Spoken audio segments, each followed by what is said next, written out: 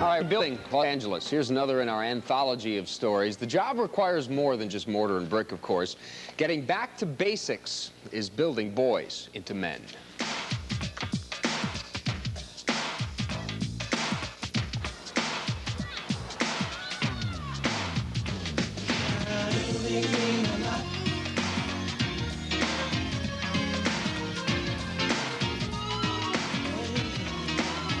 In the basement of a small church in South Central Los Angeles, some small boys are learning big lessons, particularly this one.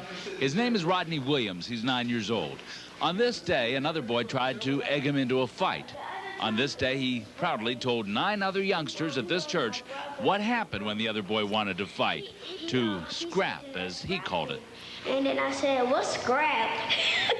And then he said, fight. And I said, then I walked, and I said, I gotta go to the classroom because... Saying that was Rodney's way of avoiding a scrap, a fight that Eric Cyrs says was worth avoiding. In the community, one of the things that happens is there's this bravado image that you have to carry on. So when you come into conflict, there's only one way to handle conflict, and that's to meet it with more conflict. Cyrs says that's not all. Young boys, especially young African-American boys, get this from their role models. Men show no emotion, men don't cry, men don't hug, men cuss, men fight, men are tough. Men are loners. Cyrs says he was brought up with the understanding that it's better to love than hate, and that's what he teaches. Teach us the way of unity. Teach us the way of unity. In family, race, and nation. Every time I come in contact with one of my brothers, we hug. We hug tight, and the boys see us do that. The boys not only see emotion, they also hear it. I have no problem with telling this brother over here, hey, I love you. I have no problem with that at all. Cyrs also has no trouble teaching these youngsters that in his book, the concept of immediately meeting conflict with conflict is wrong, something that's often done in this class in role-playing. You got something to say? What you pushing on me for? You just failed miserably. And you know it now, don't you? The conflict's about discussion. Did you tell him, you're my brother and I can't fight you? Did you say that? No. No. And you knew it, didn't you? Yeah. A year ago, on his own, Cyrs created this class to teach young African-American boys his set of values. A ticket counter representative for a major airline, Cyrs thinks he's found the ticket to reshaping their futures. He teaches them the things he feels they need to know to become strong but sensitive black men. How come nobody got up here to come break that up? Nobody, not one of you jumped out of your chair to come and break this up. Not one of you. Did it cross anybody's mind? Yes. Did it cross anybody's mind to yell out, hey, y'all are brothers, you shouldn't be fighting like that? Did it cross anybody's mind? Yes. It did? Why didn't you say something? I tried to, but No. Try to is not good enough.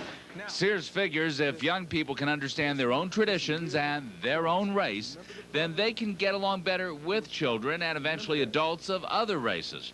More importantly, they can avoid potentially deadly confrontations. You got to use your mind. You have to use your mind. Because if you don't use your mind, you're going to be pushing back and pushing back. How you know he didn't have a gun?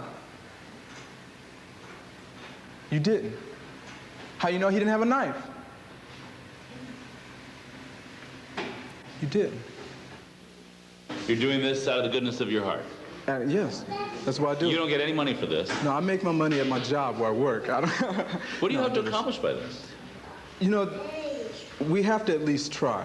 I mean, I've gone to too many funerals. Cyrs has taken these children to funerals. Most recently, the funeral of Michael Sean Ensley, a student killed at Reseda High School by another student. He wanted his students to see the conflict can become deadly.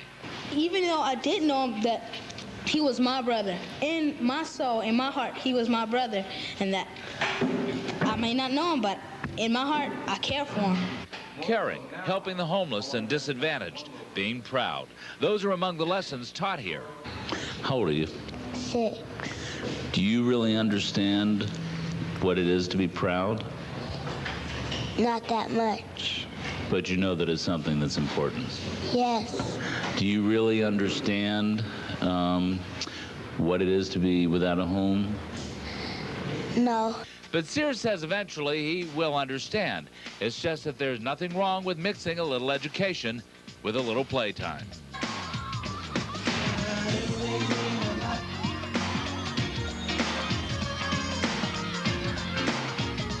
Don't misunderstand.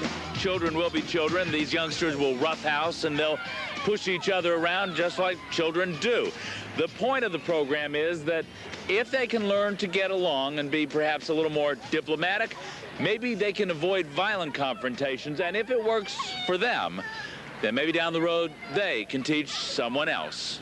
And I'll take